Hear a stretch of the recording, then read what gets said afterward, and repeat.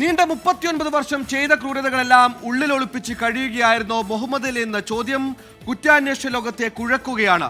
17-ാം വയസ്സിൽ കൂടരനിയിൽ ഒരാളെ കൊലപ്പെടുത്തിയെന്ന തുറന്നു പറച്ചിലിന് പിന്നാലെ ഒരു ദിവസം തികയും മുമ്പ് മുഹമ്മദ് അലി വീണ്ടും മനസ്സ് തുറക്കുകയാണ്. 19-ാം വയസ്സിൽ മറ്റൊരാളെയും മണലിൽ ചവിട്ടി പുഴുത്തി കൊലപ്പെടുത്തിയെന്നാണ് കുറ്റസമ്മതം. ആദ്യത്തേതിന് സമാനമായ രീതിയിൽ മരിച്ചതാരെന്ന് ഒരു തുമ്പുമില്ല. ഇരു കേസുകളുടെയും ചുരുള എങ്ങനെ അഴിക്കും? കുറ്റാന്വേഷണ ലോകത്തെ വിരളമായി മാത്രം കേട്ട് പരിചിതമായ കേസാകുന്നു മുഹമ്മദ് അലിയുടെ വെളിപ്പെടുത്തലുകൾ. കൊലയാളിയെ അറിയാം, കൊല്ലപ്പെട്ടതാരെന്നറിയില്ല. നോക്കാം മുഹമ്മദ് അലിയുടെ തുറന്ന് പറച്ചിൽ. സിനിമാ കഥയെ വെല്ലുന്ന സംഭവങ്ങൾ. തൻ്റെ 17-ാം വയസ്സിൽ ഒരാളെ തോട്ടിൽ ചവിട്ടിയിട്ട് കൊന്നുവെന്ന വെളിപ്പെടുത്തലുമായാണ് നിലവിൽ മലപ്പുറം വേങ്ങരയിൽ താമസിക്കുന്ന മുഹമ്മദ് അലി പോലീസ് സ്റ്റേഷനിലെത്തുന്നത്. അതായത് സംഭവം നടന്നിട്ട് 39 വർഷം. ആ കഥ ഇങ്ങനെ. വർഷം 1986. ബാല്യകാലം കൂടരനിയിലായിരുന്നു. അവിടെ ദേവസ്യ എന്നയാളുടെ പറമ്പിൽ കൂലിപ്പണിക്ക് പോയ സമയം പറമ്പിൽ വെച്ച് തന്നെ ഉപദ്രവിക്കാൻ ശ്രമിച്ച ഒരാളെ ചവിട്ടി തോട്ടിൽ തള്ളിയിട്ട ശേഷം ആ കൗമാരക്കാരൻ ഓടി രക്ഷപ്പെട്ടു. 2 ദിവസത്തിനു ശേഷം തോട്ടിൽ ഒരു മൃതദേഹം കണ്ടെത്തിയെന്ന വാർത്ത നാട്ടിലാകെ പടർന്നു. താനാണ് അതിന് ഉത്തരവാദിയെന്ന സത്യം മറച്ചുപിടിച്ച് ജീവിച്ചു. ഇന്ന് ഈ നിമിഷം വരെ കൊല്ലപ്പെട്ടതാരാണെന്ന് പോലീസിന് തിരിച്ചറിയാനായിട്ടില്ല. മുഹമ്മദ് അലിയുടെ വെളിപ്പെടുത്തൽ സ്ഥിരീകരിക്കുന്നതാകട്ടെ ഒരു പത്രക്കട്ടിങ് മാത്രം. പത്രക്കട്ടിങ്ങിൽ കൊലപാതകം എന്നൊന്നുമില്ല.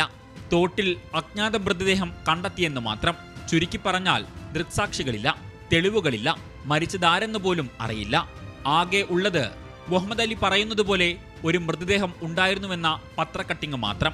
ഉള്ള സൂചനകൾ വെച്ച് പസിൽ ഗെയിം പോലെ കൂട്ടിയോജിപ്പിക്കലുകളിൽ സത്യം കണ്ടെത്താനാണ് ശ്രമം. 1986 അജ്ഞാത മൃതദേഹങ്ങളായി കണക്കാക്കി കോഴിക്കോട് മെഡിക്കൽ കോളേജിൽ നടത്തിയ പോസ്റ്റ്മോർട്ടം റിപ്പോർട്ടുകളുടെ വിശദാംശങ്ങൾ പോലീസ് തേടിയിട്ടുണ്ട്. എന്തെങ്കിലും ഒരു തുമ്പ് കിട്ടുമെന്ന പ്രതീക്ഷയിൽ. ഇതിനിടയിലാണ് രണ്ടാമത്തെ വെളിപ്പെടുത്തൽ. അതും ആദ്യത്തേതിന് സമാനം. കൂടരഞ്ഞിയിലെ കൊലപാതകത്തിന് പിന്നാലെ മുഹമ്മദ് അലി നാടുവിട്ട് കോഴിക്കോട് അങ്ങാടിയിലെത്തുന്നു. അവിടെ ഹോട്ടലിൽ ജോലിക്കാരനാകുന്നു. അതായത് ആദ്യ കൊലപാതകം കഴിഞ്ഞ് 2 വർഷം. വയസ്സ് 19. ആ കൊലപാതകത്തെക്കുറിച്ച് മുഹമ്മദ് അലി പറയുന്നത് ഇങ്ങനെ. തൻ്റെ സമ്പാദ്യമാകെ തട്ടിയെടുത്ത കള്ളനായി മുഹമ്മദ് അലിയും സുഹൃത്ത് ബാബുവും അന്വേഷണം തുടങ്ങി.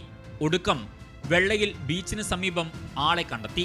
പ്രകോപിതരായ മുഹമ്മദ് അലിയും കഞ്ചാവ് ബാബു എന്ന് വിളിക്കുന്ന ബാബുവും മണലിൽ തല പുഴുത്തി ശ്വാസം മുട്ടിച്ചു കൊന്നു. മുഹമ്മദ് അലി പറഞ്ഞ വർഷത്തിലും ദിവസത്തിലും കടപ്പുറത്ത് യുവാവ് മരിച്ചിരുന്നുവെന്നതിന് തെളിവുണ്ട്. ആദ്യത്തെ സംഭവം പോലെ തന്നെ കൊല്ലപ്പെട്ടതാരെന്ന് മുഹമ്മദ് അലിക്കും അറിയില്ല. ആദ്യത്തെ സംഭവത്തിൽ നിന്ന് വ്യത്യസ്തമായ ഒരേ ഒരു കാര്യം, മുഹമ്മദ് അലി പറയുന്നതനുസരിച്ചാണെങ്കിൽ ഇതിലൊരു കൂട്ടുപ്രതിയുണ്ട്. അതായത് പുതിയ കേസിൽ പോലീസിന് മൃതദേഹത്തെക്കുറിച്ചും കൂട്ടുപ്രതിയെക്കുറിച്ചും അന്വേഷിക്കണം.